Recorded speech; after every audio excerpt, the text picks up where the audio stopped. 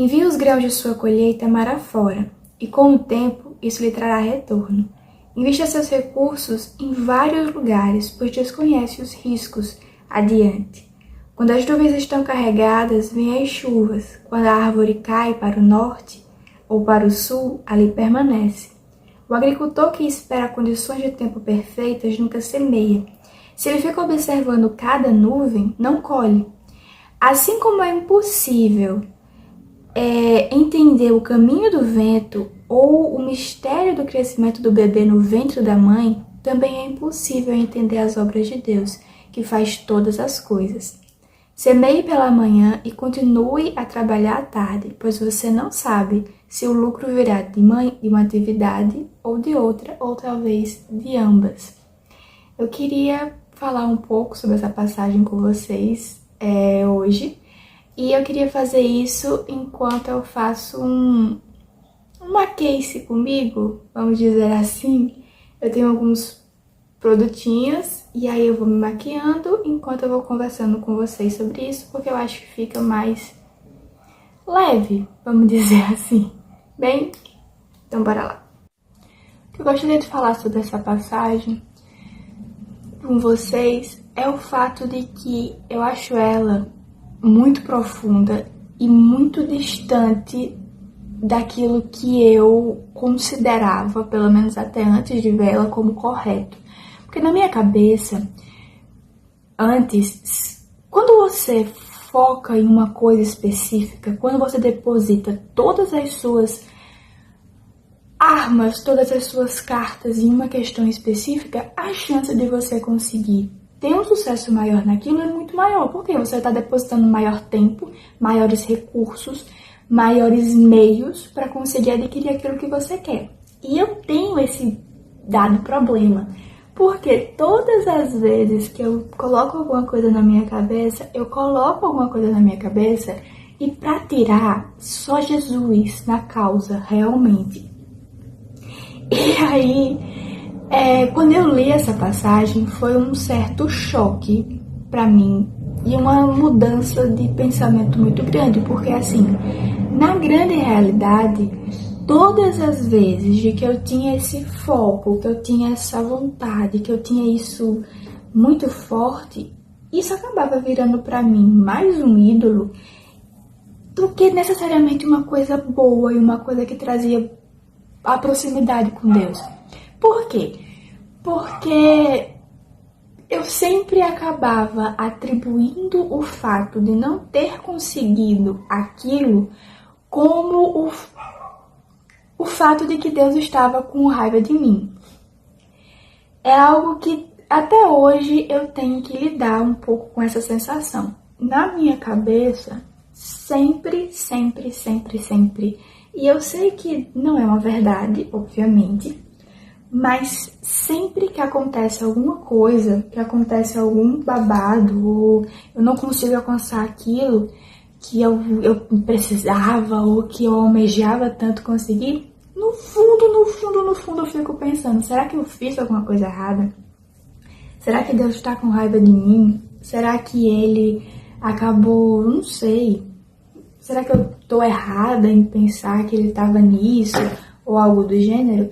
Só que se a gente for olhar para todos, literalmente todos, tipo desde o rei Davi, que era o bambambam, o carinha lá da área, até João Batista, que vivia no deserto. João Batista terminou com a cabeça literalmente num prato de prata, servindo de risada e prazer da sua morte para uma mulher que detestava ele.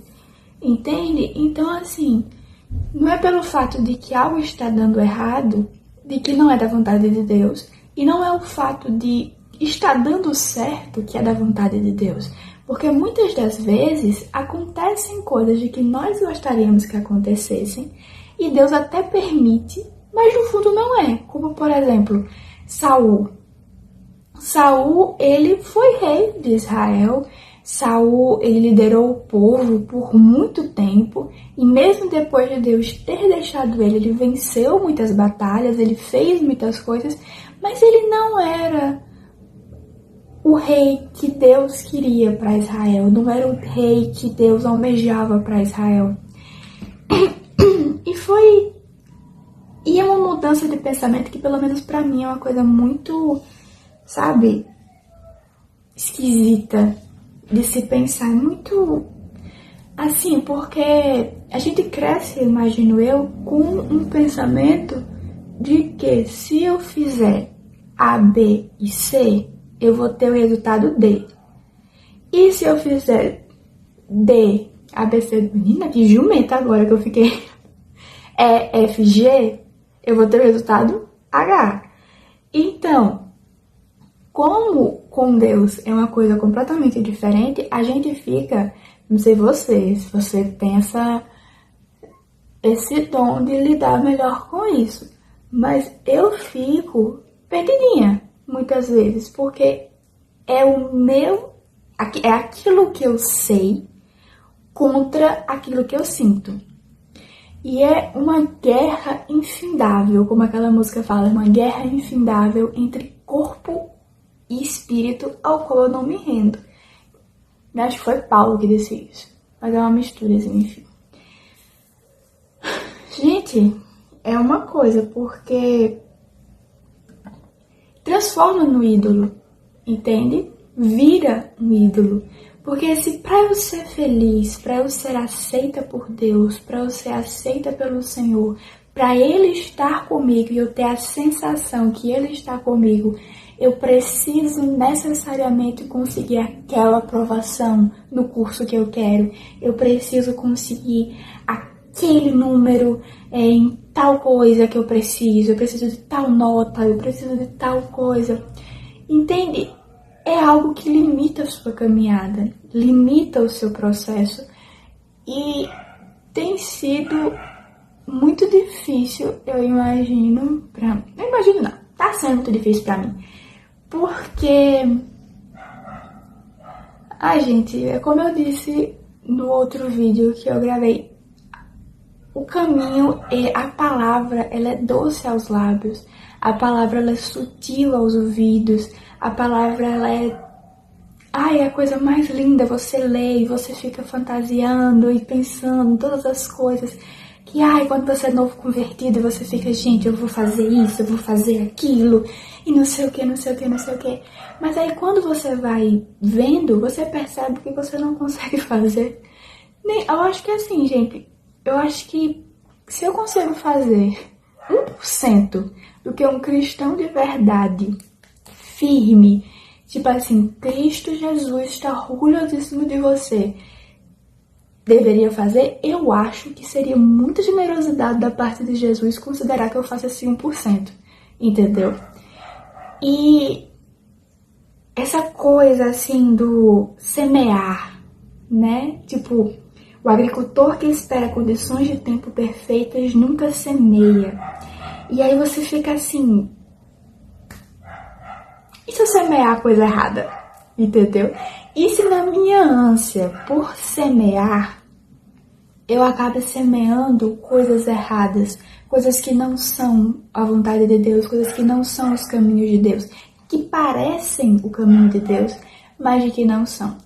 E aí, a grande resposta que me bateu agora, enfim, amigo, a questão é que se você tá dentro daquilo que Deus falou pra você que é pra fazer, e eu não tô falando de profecia, eu não tô falando de alguém colocar a mão na sua cabeça e falar o seu futuro, eu tô querendo falar da Bíblia mesmo. Se você tá dentro daquilo que Deus falou pra você que é o certo, que é o caminho pra você seguir, qualquer coisa que seja fora disso, qualquer coisa que você esteja fazendo que não viole isso, você não vai acabar perdendo, você vai acabar ganhando. Você vai ganhar experiência, você vai ganhar entusiasmo, você vai ganhar respeito por você mesmo, pela sua história, pelo seu caminho. O que são vitórias se você não tiver as quedas, entendeu? E isso eu falo para uma pessoa que tem muita dificuldade em semear, por justamente ter esse medo, entendeu? Às vezes a gente realmente passa pela situação para poder dizer isso para as pessoas. Eu tenho muito medo de semear coisas erradas, seguir caminhos errados, de que eu fui basicamente porque eu, não sei, talvez não tive paciência, etc. Mas eu acho que é isso, e eu acho de que a nossa ansiedade, tem uma frase que mudou um pouco a minha cabeça também, que dizia de que toda ansiedade é meio que a sua cabeça, não. Toda ansiedade é uma falta de confiança em Deus. Mais ou menos isso a frase. E é verdade. Porque se a gente é filho do Deus do ouro e da prata, do Deus que criou o universo, do Deus que criou todas as coisas as quais nós conhecemos, e nós estamos com medo de uma aprovação de alguém, ou uma aprovação em um concurso, uma aprovação numa faculdade, etc., é porque a gente não está realmente confiando nele, é porque a gente realmente não está entregando o que a gente precisava estar entregando para ele. Então, que nós possamos semear, que nós possamos espalhar nossas sementes, que nós possamos estar ao lado de Deus e estar cada vez mais perto daquilo que Ele quer pra gente. E na grande realidade, quando a gente tem o básico, quando a gente tem... Deixa eu até pegar ela aqui, a bichinha. Quando a gente tem o básico, meio que nos dá base para poder seguir e para poder ser o que a gente precisa ser. Então eu acho que o que eu quero passar a ideia com esse vídeo é justamente isso, de não tenha medo de semear. A gente não tem que ter medo. E quando eu falo isso, eu acho que eu falo mais para mim do que para qualquer outra pessoa. A gente não deve ter medo de semear. A gente não deve ter medo de seguir caminhos diferentes. A gente não deve ter medo de seguir planos diferentes, de traçar novas metas, traçar novas rotas, fazer novas estratégias. Porque na grande realidade, nada do que a gente for fazer vai acabar se perdendo. E Deus vai ter o controle, Deus sempre vai ter o controle, independente de qualquer coisa, pela sua soberania, pelo seu completo controle em relação à humanidade, em relação ao tempo, em relação ao universo, em relação ao ser humano, a tudo. Ele é Deus e Ele pode. Então, se você estiver em um caminho ao qual Deus não quer que você esteja, se você estiver em um caminho onde Deus não deseja que você esteja ali, Ele vai lhe tirar e Ele vai lhe arrancar de um jeito que não vai ter nem como você poder voltar. Quando você se vê, gente, isso aconteceu 1 milhão de vezes, quando você se vê depois de um tempo, você falando assim de uma coisa que você não tinha condições emocionais de sair, quando você percebe que você já saiu, já passou, já foi, nossa, já tá atrás, entendeu, de você. Então, eu acho que é muito isso, sabe? E ele continua, inclusive, falando, ó, conselho para jovens e idosos, que é do Eclesiastes 11, 7 em diante. Aí, a luz é doce, como é bom ver o nascer de um novo dia. Se você chegar à velhice, desfrute cada dia de sua vida. Lembre-se, porém, que haverá muitos dias sombrios. Nada do que ainda está por vir faz sentido. Jovem, alegre-se em sua juventude, aproveite cada momento, faça tudo o que desejar, não perca nada. Lembre-se, porém, que Deus lhe pedirá contas de tudo o que fizer. Não se preocupe com coisa alguma e mantenha um corpo saudável. Lembre-se, porém, que a juventude e a vida inteira diante de você não fazem sentido. Então eu acho que é muito perfeito, assim. Salomão realmente era um homem muito sábio nesse sentido, especialmente porque vai chegar um momento aonde você vai estar, talvez, numa cadeira de rodas. Vai chegar em um momento aonde você vai estar, pessoas vão lhe vestir, pessoas vão lhe dar banho, pessoas vão trocar sua roupa, pessoas vão colocar você em uma cama e talvez você nunca saia de cima dela. Então, dê a essa pessoa que você ainda não conhece, que você ainda não viu, o prazer de ter boas lembranças, o prazer de ter boas histórias. Tem um vídeo de uma mulher, uma senhorinha, de que ela tem Alzheimer. E é um vídeo muito bonito porque ela fica falando, perguntou pra ela qual o seu nome, ela não sei. O que você comeu hoje de manhã? Não sei. Quem é o grande amor da sua vida? Ela fala, Jesus. Porque eu acho, é muito bonito porque ela realmente conseguiu pegar esse Eclesiastes 11 e tomar para si. Ela viveu os dias de sua vida, mas mesmo agora que ela não se lembra daquilo que ela viveu, ela ainda tem algo para se agarrar, que é o Senhor Jesus. Ela ainda tem esse amor dentro dela, ela ainda tem essa coisa que pulsa dentro dela, que a gente não tem como explicar, a gente não tem como dizer o porquê essa sensação tão louca. Mas eu acho que é basicamente isso que eu gostaria de falar.